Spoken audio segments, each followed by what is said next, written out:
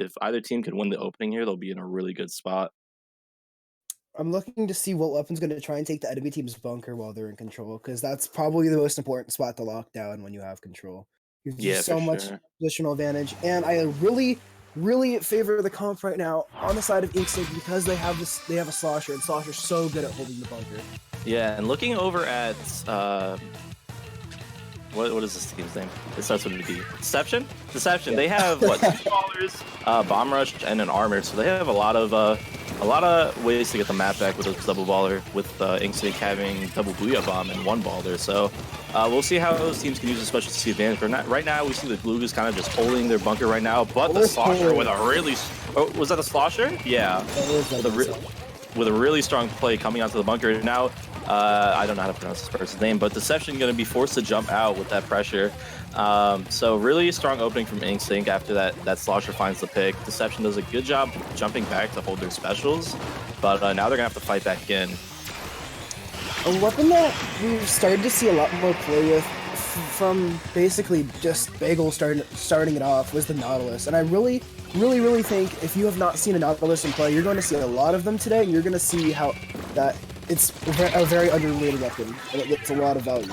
Yeah, anyway, it has a really strong. Yeah, it has really strong potential. But yeah, we see Instinct doing really well here, locking them out so far. But the nice pick from the sniper on the K shot is going to give at least a 3v3 situation with the bomb rush at the ready from Deception sniper. They're going to be popping the bomb rush right there as the Nautilus takes out one of Instinct's members. It ends up a trade situation as the K-Shot down pressure, but I think Deception has a good chance to take zones back because they have the man advantage right now. Deception in a very good spot to be able to flip these zones, get a penalty onto the side of Instinct. The booyah bomb is coming out from the heavy on Instinct, and the K-Shot just jumped in, dropping down. Oh, the Nautilus gets a pick. Nautilus gets 2 picks. But the zone still isn't capped. They really need to cap these zones right now, as they really need the penalty before Instinct can get back. There we go. The cap goes through, and it will buy at least a little bit more time.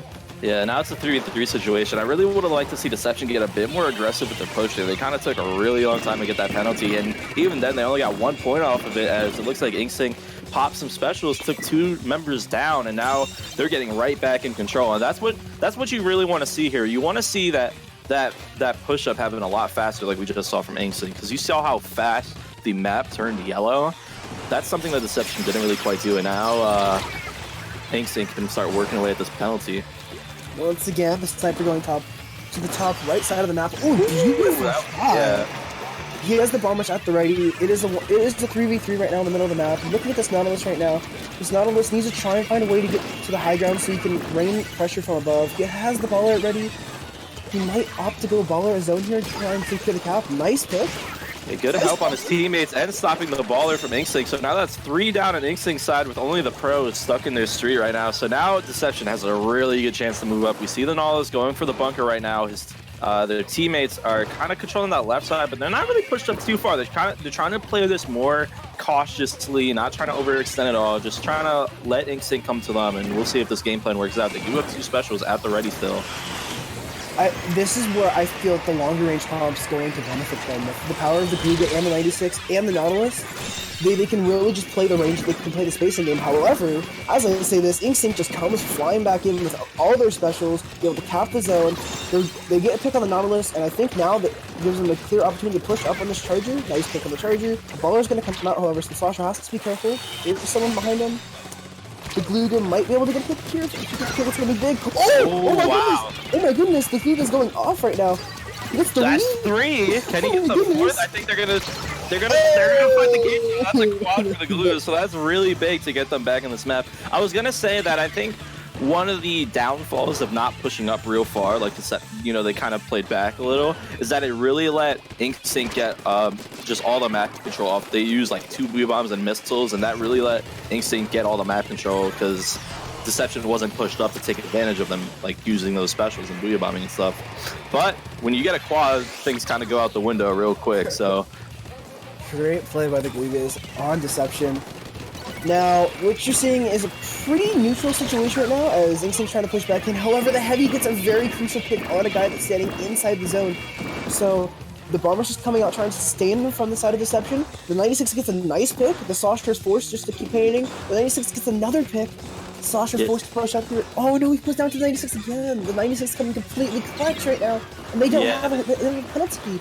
Wow, that's basically a wipe on the side of Instinct. So that's really good play from the 96 and the Sniper. They were the only two members up, and they were able to just pick their targets and take care of them as the Heavy unfortunately jumps off at the very last moment to stop this game from going Deception's favor, and that's gonna be what happens. A come from behind victory for Deception. Things were looking pretty rough for them for a while, but they really tightened it down. We had some really clutch kills from the Gluga got a quad, the 96, maybe the 96 and a Sniper. They were the only two up, but they put together basically a wipe of their own. You see the KDs, they're pretty balanced effort. A lot of armors coming out from the 96 that surely helped. Just really good clutch plays and positioning to hold on to the zones.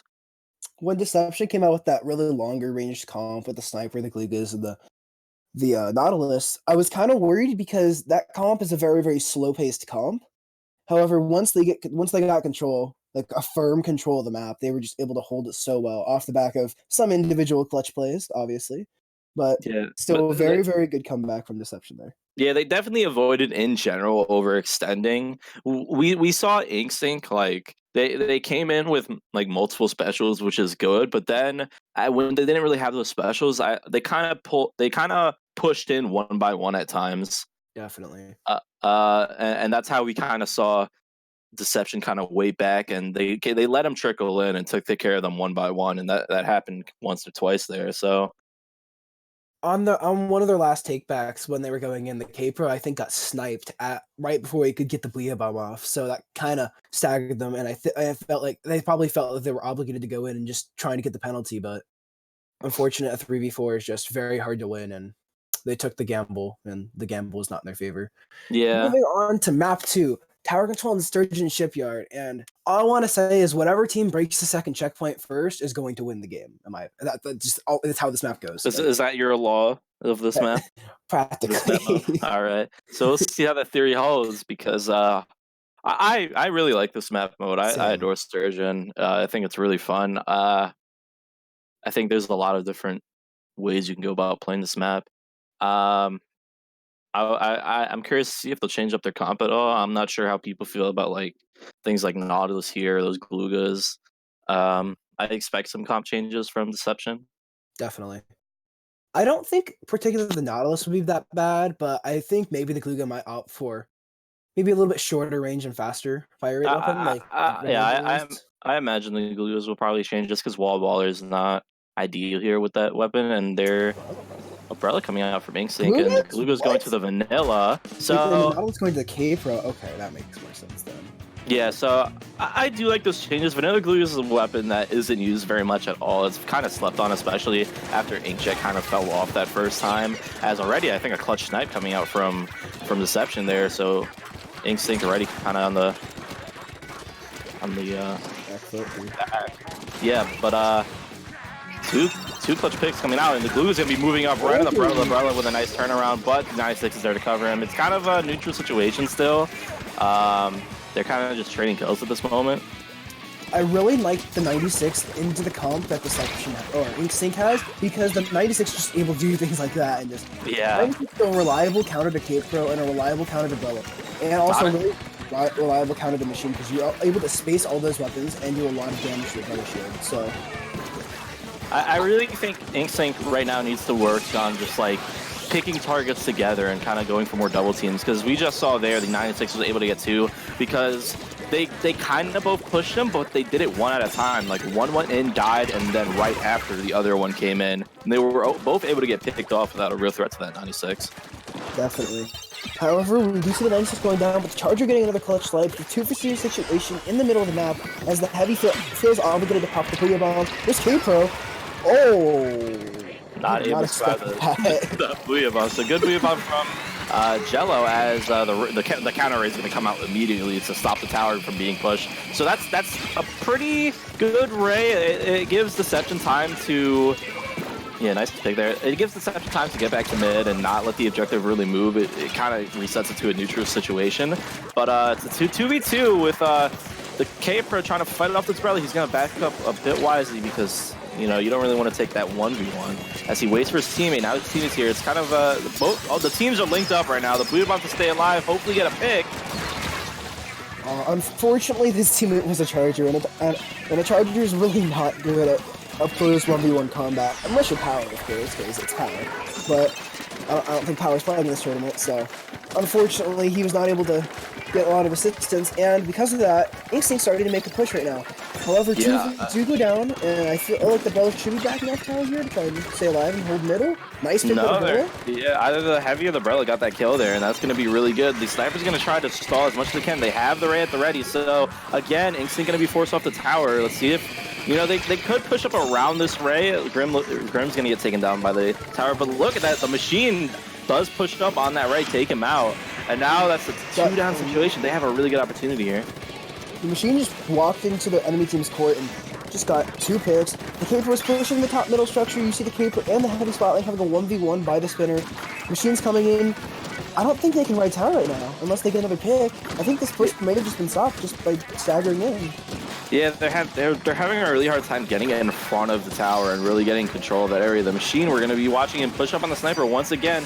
Has to use his splashdown, though, and gets sniped for it anyway. So the Charger not phased and gets another clutch pick on the Heavy there. So that's going to be the end of that push for sure now. That's, what, 3 down?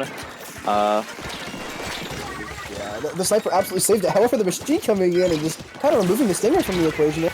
Yeah, I think the Machine's loving that quicker spawn right now because he got back to mid real fast there. I think he's gonna have to come out from this member of Deception, gonna be taken out by the Heavy.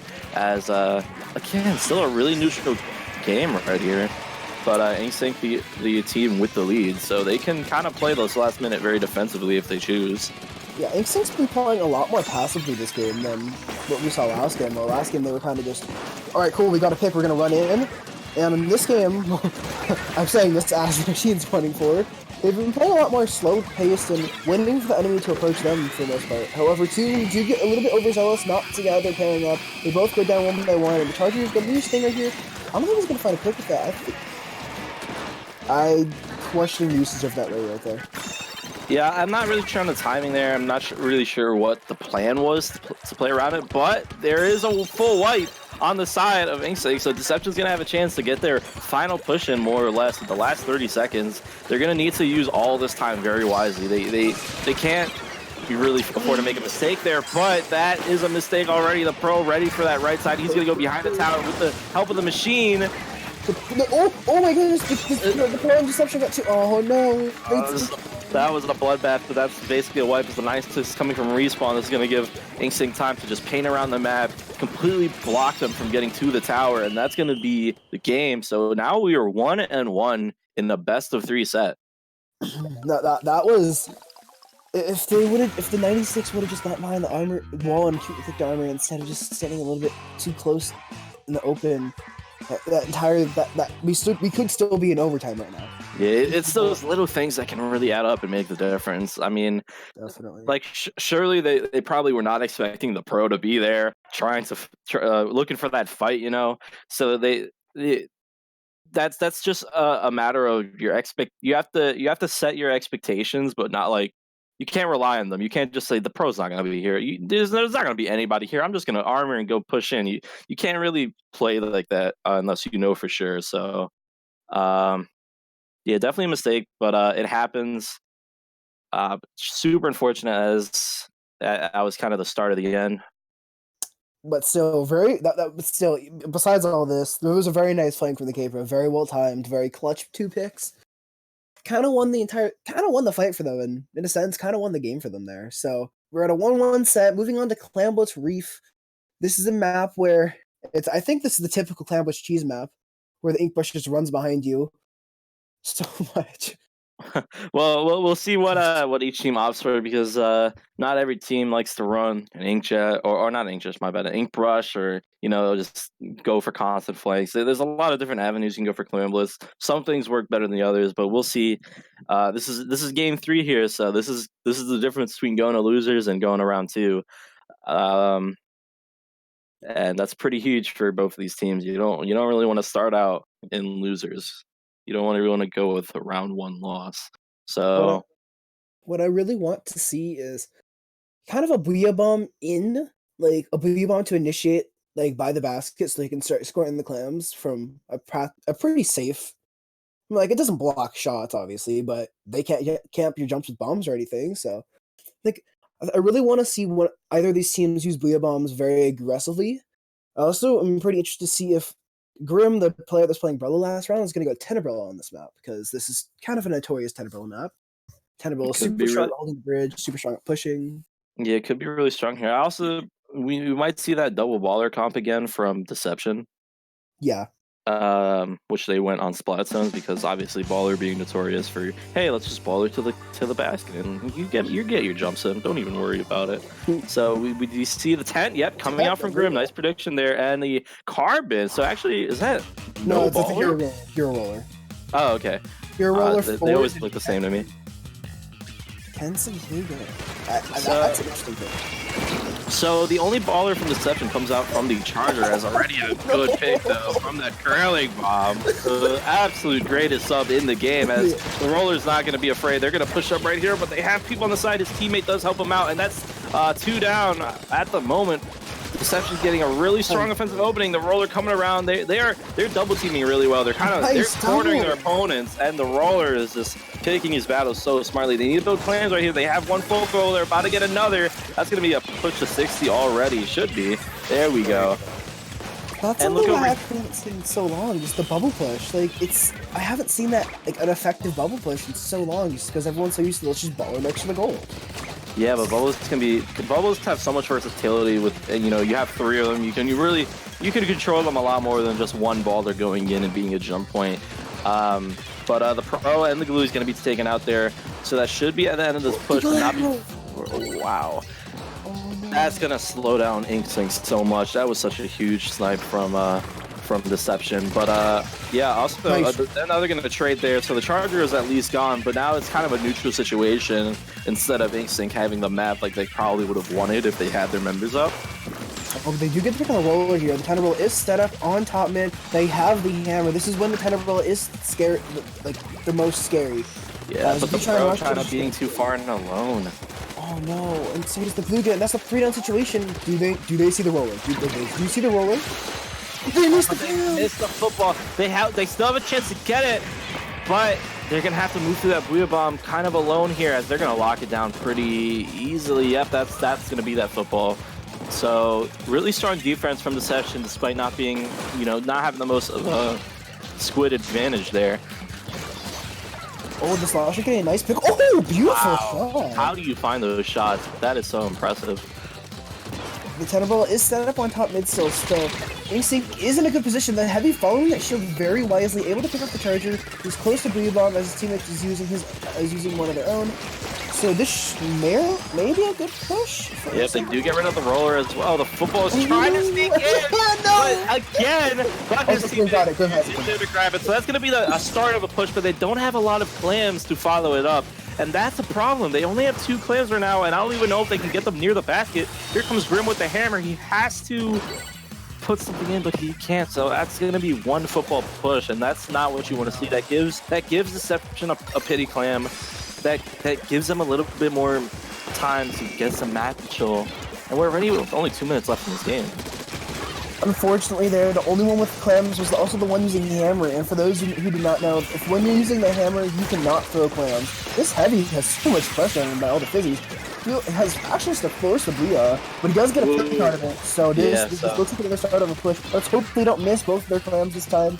Yeah, they do have 2 balls. The baller's going to come in, but they can still jump to him, maybe, but no, they're just going to opt with the Booyah Bomb. They have 3 picks. That's going to be 2 footballs, and they already down to 50. One more football will get the lead. They do have it. Are they going to get it? They got it! Okay, the lead has been taken. And the Heavy is on top mid. They just have to make sure he does not get sniped by the Charger. The Caper is still in there. It actually is able to pick the Charger. Heavy set up on top mid. He's probably going to allow jumps to come in here. And InkSync's just still in control of the map after all that. Wow. Yeah, really good push from Instinct. They were able to get through with the baller, using the Buyavon as well to put even more pressure on those trying to pick that slosher, and it resulted in them getting the lead with minutes to go here. Deception kind of has their back to the wall, but they had a really strong opening push, and they do not need that big of a push to take the lead back. Definitely, you see this pro over here kind of getting forced out of position because they're kind of low. Meanwhile, two of his teammates go down. He's probably going to go down here also. Oh, but he gets a nice trade there. Able to trade, yeah. The Tenant not able to play with his shield quite as efficiently as he wanted, and it's kind of been a neutral position. We're trading kills a lot, but not really either team getting the most map control out of anything. Instinct looking like they're trying to sneak in a baller here potentially. The shield is there, so they might be able to. They're gonna opt to go to the left. He's trying to be able to build baller. Oh no! He's baller. The power clamp is there. This is just really bad for Insync right now, especially if the K. Oh no, he dies with Bubbles. Oh no, this is so bad now for the Deception. Because as Bubbles is practically the only way of pushing him besides the baller on the Charger. If Insync gets a power clamp right now, it could be dangerous. Yeah, the Instinct Deception only needs to really build one more power clamp, but they need to get in first. So this roller does not really have the best way of initiating a push. He's going to be trying to find a pick, but the baller is out. They're going to need to find jumps to this baller. That's going to be so crucial. But the hammer comes on top, and that's such a big kill. The big turnaround. They get the jump in. They score. They need one more power clamp. They're just gonna throw on the clams. Oh, they're not able to find the pick. It's only the roller, and that's gonna be the game. It looks like they have a jump in, but it's not gonna be enough. That's a full wipe. Oh my goodness, the tap shot from the Charger, they're almost able to clutch it out, but however, the respawns are there. The Slosher has the high ground, and the Slosher has high ground on that push. It's so hard to stop him. Beautiful showing there from Deception, though. Very, very, very close game. Very good showing. They can probably get. They can definitely go far. Yeah, I just think the